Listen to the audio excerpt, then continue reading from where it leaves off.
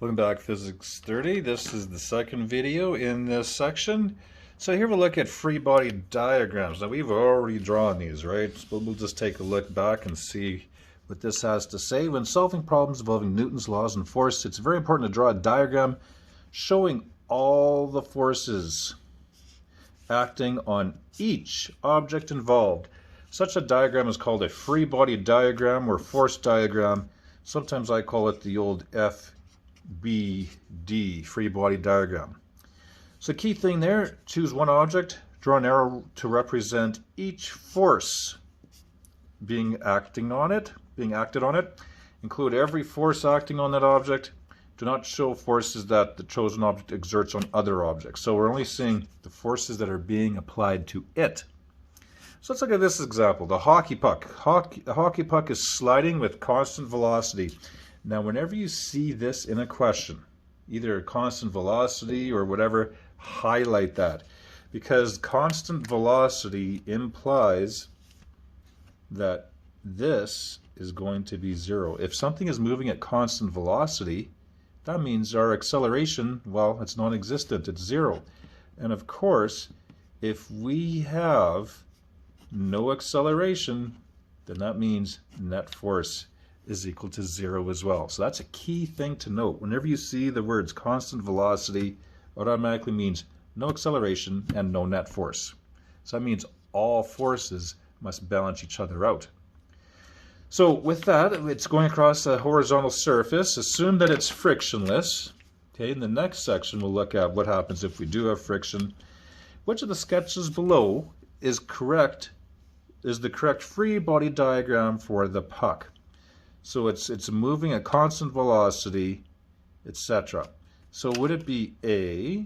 So all these involve a motion to the right. So the puck is moving to the right at constant velocity. So would it be motion or diagram A, diagram B, or diagram C? Okay, diagram A has a force to the right, which makes sense because it's moving to the right. Diagram C has a force to the left, could be implying friction, but oh yeah, we were told it's frictionless. And also we're told it's constant velocity, so I would not have a force here because there's nothing counterbalancing it. So of course what that means is that it has to be B. So if it was already moving in a straight line at constant velocity, it continues. So to answer question A, diagram B is correct if the object is, oh my goodness, is already in motion, therefore no other force is required. And I could also bring in a little bit of Newton's first law. If the object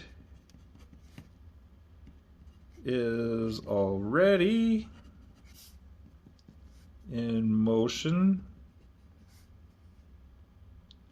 in a straight line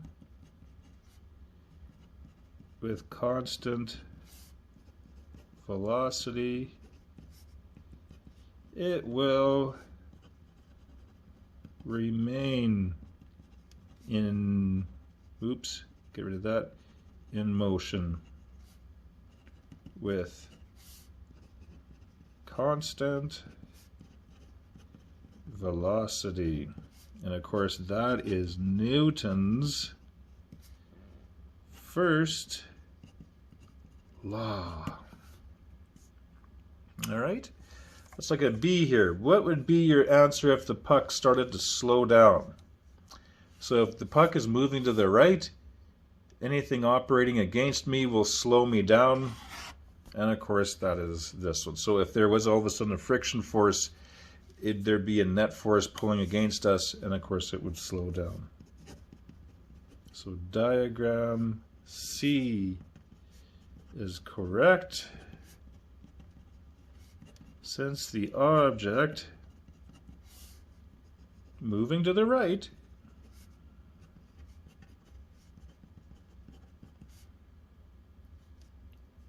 And the object, let's put is moving to the right, and the force is working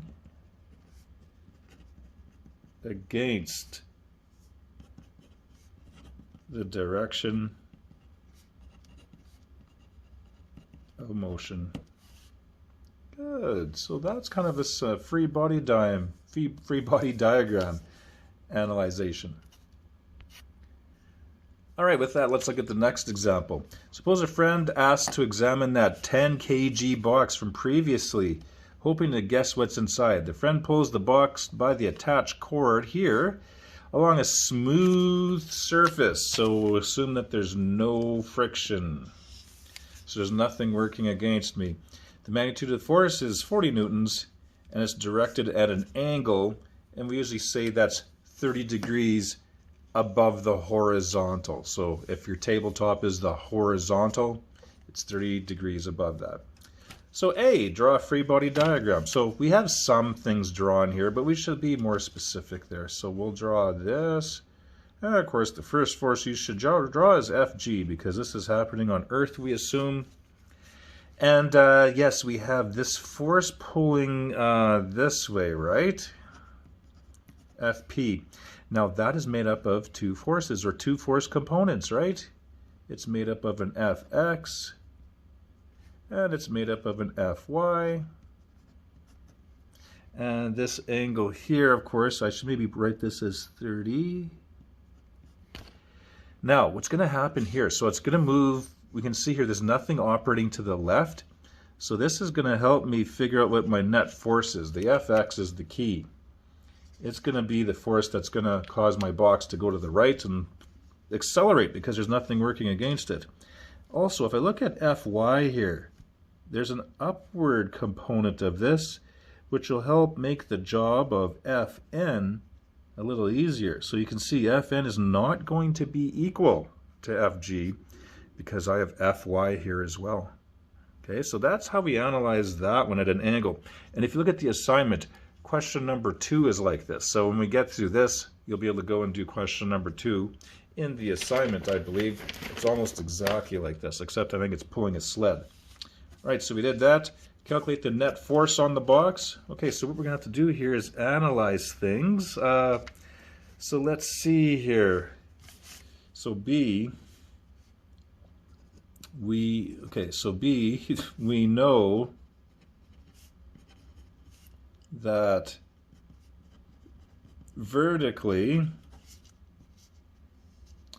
F net will be 0. Because we know this box isn't going to accelerate upwards or downwards. It doesn't make sense. From our experience, pulling boxes to the right, they're going to go to the right. They're not going to start levitating in mid-air. So that tells us, of course, that Fn, Fp, and Fg are all going to result in 0. Right? So we need to analyze the other forces. So we know horizontally we're going to have something happening. But before we do anything, we should likely figure out what Fx and Fy are. So Fx and Fy. Look at these two forces. So Fx, of course, is the adjacent side. So that is going to involve the cos. Fx over the hypotenuse. The hypotenuse here is 40. So Fx is equal to 40 multiplied by the cos of 30. And Fx is going to be 34.6410 newtons. And I'll just put forward here as a direction. I could put positive, indicating that's the positive x movement, but I'll just put that. And Fy is is upwards, right? So that is, let's see here, that's the opposite side over hypotenuse. So sine of 30 is the opposite side, which is Fy, over the hypotenuse. So 40 multiplied by sine of 30. That's going to give me 20 newtons.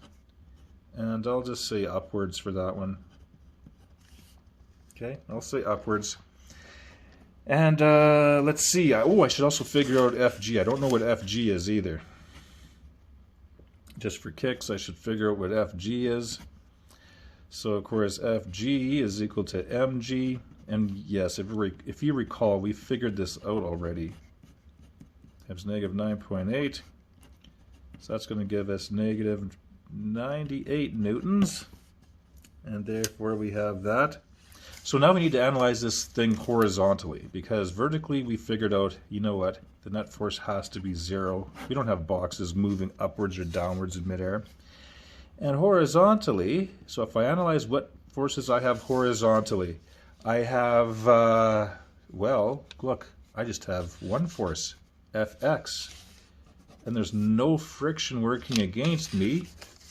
So F net is equal to Fx, which is simply 34.6410 newtons forward.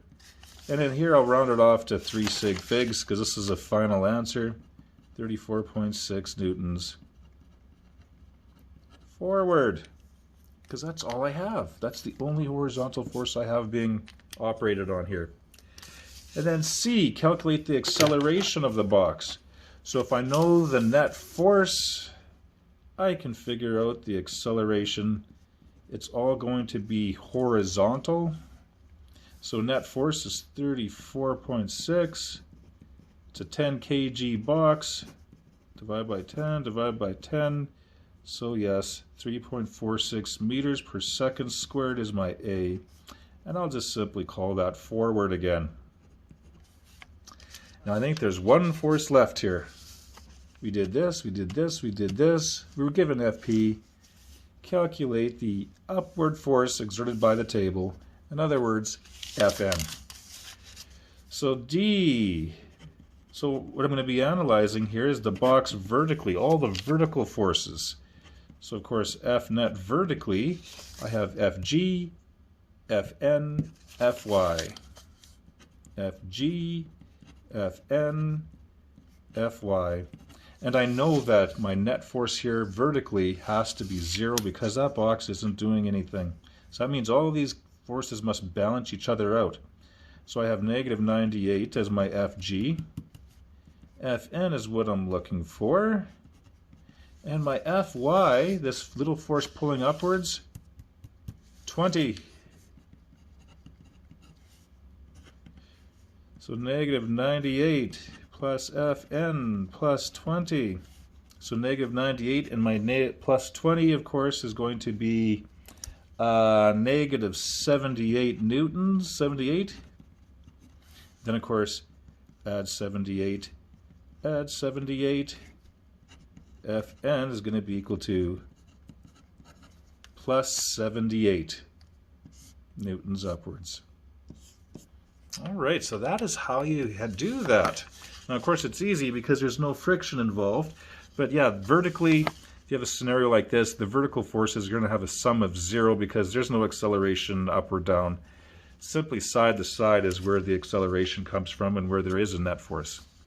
Okay, well, I kind of went over 10 minutes in the video, but we'll stop it there, and you should be able to do question number 2 in the assignment.